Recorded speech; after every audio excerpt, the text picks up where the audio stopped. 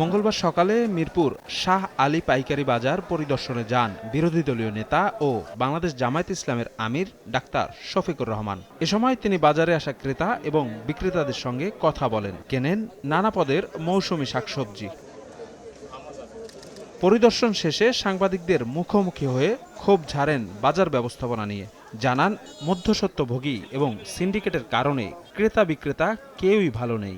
জায়গায় জায়গায় মধ্যস্বত্বভোগী, সিন্ডিকেট এবং চাঁদাবাজির কারণে এখানে যারা ব্যবসায়ী আছে তারাও কিন্তু ভালো ব্যবসা করতে পারে।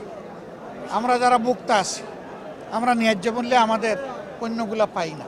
জামায়াত আমির বলেন, সংসদের ৩০০ সদস্য যদি চান তবে একদিনের মধ্যেই দেশের সব বাজারে চাঁদাবাজি বন্ধ সম্ভব।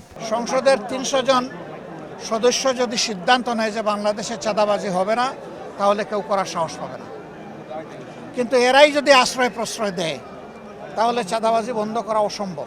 এ সময় বাজার নিয়ন্ত্রণে সরকারকে উদ্যোগী হওয়ার আহ্বান জানান জামায়াত আমির।